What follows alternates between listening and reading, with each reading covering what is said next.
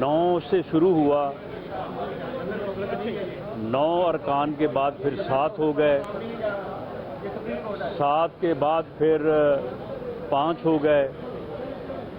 5 کے بعد پھر 4، اور آج معلوم ہوا ہے کہ 4 میں سے بھی ایک معزز محترم جج جمال مندوخیل صاحب نے جو ہے وہ سماعت سے معذرت کی ہے، لیکن انہوں نے جس بنیاد پہ معذرت کی ہے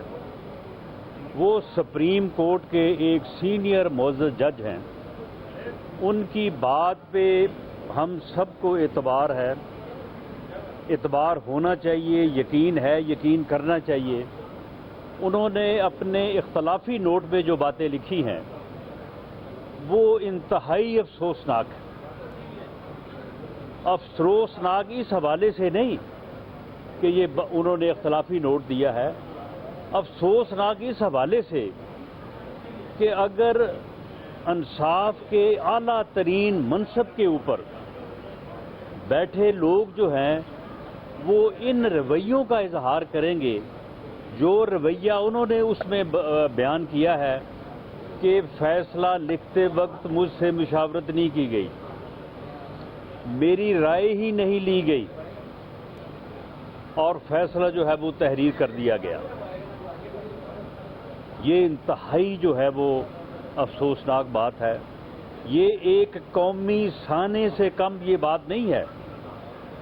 یہ آج پوری قوم کو، اور میں سمجھتا ہوں کہ ہماری جو بارز ہیں، جو بارز کی منتخب لیڈرشپ ہے، یہ ان کے لیے سب سے پہلے یہ ایک المیہ ہے کہ یہ بات جو ہے وہ سامنے آئی ہے۔ دوسرا المیہ یہ ہے کہ قاضی فیض عیسیٰ کی سربراہی میں ایک لارجر بینچ نے جو ہے وہ فیصلہ دیا، فل بینچ، لارجر بینچ نے، اور انہوں نے 100 موٹو کے متعلق ایک بڑا مفصل فیصلہ دیا۔ وہ ایک عدالت کا فیصلہ ہے، وہ سپریم کورٹ کے ایک معزز جج کا فیصلہ ہے۔ قانون کے ایک ادنا طالب علم کے طور پہ میں نے آج تک یہ بات نہیں سنی کہ سپریم کورٹ کے بینچ کے فیصلے کو سرکلر کے ذریعے سے جو ہے وہ ان افیکٹو کر دیا جائے، یہ بھی آج ہوا ہے۔ اور رجسٹرار ہائی کورٹ نے، جس کی میں سمجھتا ہوں کہ ایک معزز جج یا ایک سپریم کورٹ کے بینچ کے سامنے کوئی حیثیت نہیں ہے، ان کی رجسٹرار کے طور پہ جو حیثیت ہے وہ اپنی جگہ پہ وہ قابل عزت ہیں، لیکن ایک سپریم کورٹ کے بینچ کے مقابلے میں ان کی رائے اور ان کا سرکلر، اور اس سرکلر کے ذریعے سے سپریم کورٹ کے بینچ کو جو ہے وہ ان افیکٹو کر دیا گا، ان کے فیصلے کو انہوں نے کہا یہ فیصلہ جو ہے یہ یہاں پہ لاگو ہوتا ہے، وہاں پہ نہیں ہوتا، وہاں پہ ہوتا ہے، وہاں پہ نہیں ہوتا۔ اسی طرح سے جبکہ وہ فیصلہ جو ہے وہ فیلڈ ہولڈ کر رہا ہے، سپریم کورٹ کے اس بینچ کا فیصلہ جو قاضی فیض عیسیٰ کی سربراہی میں قائم تھا، اس نے جو فیصلہ سنایا ہے، وہ فیصلہ جب تک اس سے بڑا بینچ یا وہ فیصلہ چیلنج نہیں ہوتا، اس وقت تک وہ فیصلہ فیلڈ ہولڈ کرے گا، وہ سب پہ پابند ہوگا، وہ ایک سرکلر کے ذریعے سے جو ہے وہ اس کو ان افیکٹو جو ہے وہ نہیں کیا جا سکتا۔ اور اگر یہ پریکٹس ہو تو پھر تو سرکلر تو پھر جاری ہونے شروع ہو جائیں گے، یہ پھر کوئی اور ڈویژن بھی جو ہے وہ سرکلر جو ہے وہ جاری کر سکتا ہے، کوئی جو ہے وہ کسی منسٹری کا جو ہے وہ ڈویژن وہ بھی سرکلر جاری کر سکتا ہے، ہم بھی جو ہے وہ روز سرکلر جاری کرتے ہیں۔ یہ انتہائی افسوسناک اور ایک جو ہے وہ المیہ کی بات ہے۔ اسی طرح سے یہ بطور قانون کے ایک طالب علم کے میں نے یہ آج تک نہیں سنا کہ کوئی معزز جج کسی کاز کے اوپر ریکیوز کر جائے اور اس کے بعد وہ دوبارہ کاز اگر سماعت کے لیے تو دوبارہ اس میں بیٹھ جائے، یہ بھی کبھی نہیں ہوا۔ اس بینچ میں جو کہ 9 سے شروع ہو کے اب 3 پہ آ گیا ہے، اس میں ایک معزز جج جن کا مجھے بے پناہ احترام ہے ان کی ذات کا، لیکن میں ان کے فیصلے کی بات کر رہا ہوں، یہ ان کا فیصلہ بھی کہ جب انہوں نے پہلے ریکیوز کیا ایک مرتبہ، بینچ سے علیحدہ ہوئے، اور اس کے بعد جو ہے وہ اب یہ دوبارہ جب کاز آیا تو اب وہ بینچ کا جو ہے وہ دوبارہ حصہ ہے۔ یہ چیزیں جو ہیں جن کا میں نے ذکر کیا ہے، کچھ اور چیزیں بھی ہیں جو اس سے متعلق جو ہے وہ جن کے اوپر بات کی جا سکتی ہے، لیکن میں معزز چیف جسٹس آف پاکستان جو کہ پوری قوم کے بڑے ہیں، جن سے پوری قوم کو توقع ہے کہ وہ ایک بحرانی کیفیت جو ایک فرد واحد نے جو فتنہ ہے، اس فتنے نے 10 سال محنت کی ہے، 2014 سے وہ شروع ہوا ہے، اور یہ 2023 میں آ کے اس فتنے نے ملک کو اس جو ہے وہ نہج پہ لا کے کھڑا کر دیا ہے۔ سیاسی طور پہ بحران، انتظامی طور پہ بحران، اور جوڈیشری کو بھی اس نے بحران میں مبتلا کر دیا۔ معاشی طور پہ بحران یہ بھی اسی کا پیدا کرتا ہے، یعنی وہ فتنہ جو ہے وہ ایک بحرانوں کا منبع ہے، ہر برائی ہر بحران اس سے جنم لیتا ہے۔ یہ جو بحران ہے جو جوڈیشری میں ہے جس کے اوپر ہم بات کر رہے ہیں، اس کا بھی ماخذ وہی ہے، ہر برائی اسی سے شروع ہوتی ہے اور اسی پہ جا کے ختم ہوتی ہے۔ اگر قاضی فیض عیسیٰ کے اوپر جو ہے وہ ریفرنس دائر نہ کیا جاتا اور قاضی فیض عیسیٰ کی فیملی کو انہی کورٹ میں اور انہی سڑکوں پہ اور یہ FBR کی بلڈنگ میں جو ہے وہ رسوا نہ کیا جاتا، انہیں جو ہے وہ ان بلڈنگوں میں جو ہے وہ رلایا نہ جاتا، تو شاید بلکہ مجھے تو یقین ہے کہ یہ بحرانی کیفیت پیدا نہ ہوتی۔ یہ بحرانی کیفیت بھی اسی فتنے کے جو ہے وہ عمل کا جو ہے وہ نتیجہ ہے، اور یہ جو اسمبلیوں کا بحران یہ بھی اس نے توڑی ہے۔ میں چیف جسٹس آف پاکستان سے یہ اپیل کروں گا کہ اب اس بات کا جائزہ لینا ضروری ہو گیا ہے کہ یہ فتنہ جو ہے یہ کس طرح سے اس ملک میں جو ہے انٹروڈیوس ہوا اور کس طرح سے پچھلے 10 سالوں سے اس ملک کو جو ہے وہ بحران در بحران جو ہے وہ کا شکار کر رہا ہے، اور یہ چاہتا ہے کہ اس ملک میں افراتفری ہو، اس ملک میں انارکی ہو، اور خدا نہ خواستہ ملک کا جو ہے وہ نقصان ہو۔ اس بات کا بھی جائزہ لیں کہ اس نے جو 10 سالوں میں کیا ہے، اس کے تمام اقدامات،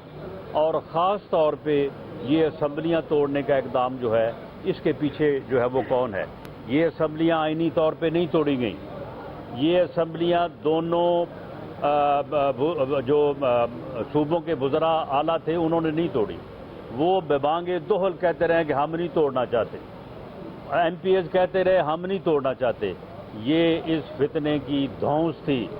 اس کا تکبر تھا، اس کی ضد تھی، اس کا پروگرام تھا یا اس کا ایجنڈا تھا کہ اس نے جو ہے یہ اسمبلیاں توڑی۔ اس بات کا جائزہ لیا جانا چاہیے۔ جب یہ 9 رکنی بینچ بیٹھا تھا تو ایک معزز جج نے یہ معاملہ جو ہے وہ اٹھایا بھی تھا۔ تو میں اب آخر میں یہ اپیل کروں گا تمام معزز جج صاحبان سے بالعموم اور چیف جسٹس آف پاکستان سے بالخصوص، ماشاءاللہ وہ بہت سمجھدار، بڑے بیلنسڈ، بڑے دانا انسان ہیں، کہ انصاف ہونا نہیں چاہیے، انصاف ہوتا نظر آنا چاہیے۔ یہ آپ ہی کا بنایا ہوا جو ہے یہ قول ہے، ان معزز عدالتوں میں بیٹھے ہوئے بڑوں کا بنایا ہوا قول ہے۔ ایسی صورتحال میں اب اگر فل بینچ بیٹھ کے اس معاملے کو ڈیسائیڈ نہیں کرے گا، انصاف تو شاید ہو، میں توقع کرتا ہوں کہ آپ انصاف ہی کریں گے، لیکن انصاف ہوتا نظر نہیں آئے گا، اور قوم کو اگر اس مرحلے پہ انصاف ہوتا نظر نہ آیا تو یہ ملک افراتفری اور انارکی کا شکار ہو جائے گا. جو اس فتنے کا ایجنڈا ہے وہ پورا ہو جائے گا. آپ اس کا حصہ نہ بنیں. آپ قوم کو انارکی کی طرف نہ دھکیلیں. آپ یا تو فل بینچ بنائیں اور اس معاملے کو جو ہے وہ اس طرح سے ڈیسائیڈ کریں کہ یہ تمام سٹیک ہولڈرز کو، تمام فریقین کو، جو بھی اس سے متعلق ہیں، ان سب کے لیے ون ون پوزیشن ہو، سب کا اس کے اوپر کنسنسس ہو. اگر ایسا نہ ہوا تو مجھے یہ خدشہ ہے کہ جس طرح سے سرکولر میں آج یہ لکھا گیا ہے کہ یہ جو فیصلہ کیا ہے قاضی فیض عیسیٰ کے بینچ نے وہ قابل عمل نہیں ہے، تو مجھے یہ خدشہ ہے کہ پھر ایسا ہونے والا جو فیصلہ ہے وہ پھر قابل عمل نہیں ہوگا. وہ پھر ایک اور نئے بحران کو جو ہے وہ جنم دے گا اور ملک کو جو ہے وہ مزید اس طرف دھکیلے گا جو کہ اس فتنے کا جو ہے وہ ایجنڈا ہے. بہت شکریہ. بنا دیا جاتا ہے تو آپ لوگوں کی کیا اسٹریٹجی ہوگی، کیا موقف ہوگا؟ جی، میں نے اپنا ذاتی موقف جو ہے وہ میں نے بڑی صراحت کے ساتھ بیان کر دیا ہے اور میں امید کرتا ہوں کہ پی ڈی ایم کا اور میری جماعت کا موقف جو ہے اس کے قریب ہی ہوگا کہ ایسا فیصلہ جو ہے اس بحران کو ختم کرنے میں معاون نہیں ہوگا بلکہ وہ اس کو بڑھائے گا اور شاید اس کے اوپر سرکولر کی زبان میں جیسے معلوم ہوا ہے کہ سپریم کورٹ کے بینچ کے فیصلے جو ہیں ان کے اوپر عمل درآمد جو ہے وہ ممکن نہیں ہوتا، تو پھر شاید اس کے اوپر بھی ممکن نہ ہو. اچھا کہ جیسے چیف 9 سے 3 تک پہنچ گئے، ایسا امکانات لگ رہے ہیں کہ چیف صاحب اکیلے ہوئے تو وہ اکیلے بھی الیکشن کروا کے چھوڑیں گے، تو یہ تو معزز عدلیہ کی عزت کا سوال ہے، تو بنانے میں کیا پریشانی ہے؟ میرا خیال ہے کہ آپ کا یہ سوال جو ہے یہ معزز چیف جسٹس کے مقام، ان کے عہدے اور ان کی جو شخصیت ہے اس سے یہ میل نہیں کھاتا، اس لیے میں اس کا جواب نہیں دوں گا. اچھا یہ بتائیں کہ آپ نے ایک دن پہلے گزشتہ روز جو ہے جسٹس فیض عیسیٰ سے متعلق اپیلیں تھیں وہ واپس لے لی. اس اپیل کو واپس لینے میں حکومت کو 1 سال کیوں لگا اور بالخصوص ایک جب کیس زیر سماعت تھا کیا آپ لوگوں نے اس پر اثر انداز ہونے کی کوشش نہیں کی؟ دیکھیں، معاملہ یہ ہے کہ یہ قاضی فیض عیسیٰ کے کیس میں فیصلہ ہو چکا ہوا تھا. ایک کیوریٹو جو ریویو ہے نا، یہ کیسے یعنی یہ اس وقت کی حکومت کا ایک یعنی جو ہے وہ عدلیہ کے اوپر اور ایک آزاد منش، ایک انصاف کرنے والے جج کے خلاف جو ہے ایک اگریشن تھا، تو وہ ابھی یہاں پہ اس کی سماعت بھی نہیں شروع ہوئی بلکہ پتہ چلا ہے کہ وہ ابھی رجسٹرڈ بھی نہیں ہوا، ادھر آفس میں ہی پڑا تھا. تو اس سے متعلق جو ہے وہ کیبنٹ نے پرائم منسٹر کو تقریباً 1 مہینہ پہلے اس بارے میں جو ہے وہ اختیار دیا تھا کہ وہ اس کو واپس لے سکتے ہیں. تو انہوں نے اٹارنی جنرل سے، پھر اٹارنی جنرل آپ کو معلوم ہے کہ وہ چینج ہوتے رہے، تو اس وجہ سے یہ ڈیلے ہوا ہے. یہ فیصلہ جو ہے یہ کیبنٹ نے کیا اور یہ کیبنٹ نے جب فیصلہ کیا اس وقت یہ اپیلیں یا یہ درخواستیں جو ہیں وہ زیر سماعت گیا، ابھی ان کا کوئی سبب بھی پیدا نہیں ہوا. اچھا سر، پہلے آپ کہتے تھے عمران خان صاحب جو ہے وہ اسمبلیاں توڑے تو ہم الیکشن کروا دیں گے، اب کہہ رہے ہیں کہ اسمبلیاں توڑی ہیں تو بحرانی کیفیت پیدا ہو گئی ہے. دیکھیں، اسمبلیاں جو ہیں وہ انہوں نے جس طرح سے توڑی ہیں وہ طریقہ کار جو ہے وہ غلط تھا. انہیں چاہیے تھا کہ اگر وہ الیکشن چاہتے تھے تو وہ یہ آفر لے کے جو ہے وہ گورنمنٹ کے پاس آتے، دوسری سیاسی جماعتوں کے ساتھ بیٹھتے. سیاست میں فیصلے یک طرفہ نہیں ہوتے، گفتگو کے ساتھ اور کنسنسس کے ساتھ ہوتے ہیں. اگر وہ یہ چاہتے تھے تو وہ آتے، آگے بیٹھتے، بیٹھ کے بات کرتے، لیکن وہ تو رہتے ہی کسی اور دنیا میں ہیں. وہ تو کہتے ہیں کہ گفتگو کرنے اور کنسنسس کے اوپر تو ان کا یقین ہی نہیں ہے، اور یہی وجہ ہے کہ انہوں نے اس ملک کو جو ہے وہ بحران سے دوچار کیا ہے. اچھا سر، یہ جو موجودہ بحران رانا صاحب ایک یہ بھی لے لیں، جو موجودہ بحران نظر آ رہا ہے آپ کو اس کے کانسیکوینسز کیا نظر آ رہے ہیں؟ جی، اس کے کانسیکوینسز تو بہت ڈیمیجنگ ہیں، لیکن اللہ تعالیٰ جو ہے وہ ہمارے اس اعلیٰ ادارے پہ بھی اور اس ملک پہ بھی اپنا رحم و کرم کرے، فضل کرے، اور یہ فتنہ جو ہے یہ پاکستان کی سیاست سے مائنس ہو اور قوم اس کا ادراک کرے، آپ اس کا ادراک کریں، لوگوں کو سمجھائیں اور بالآخر جو ہے ووٹ کی طاقت سے اس فتنے کا جو ہے پاکستان کی سیاست سے مائنس ہونا بڑا ضروری ہے، ورنہ یہ اس نہج پہ لے کے آ گیا ہے کہ یہ اس ملک اور قوم کو کسی حادثے سے دوچار کرے گا۔ کیسے مائنس ہونے انہوں نے، جیسے سرکار علی بھٹو مائنس ہوئے تھے؟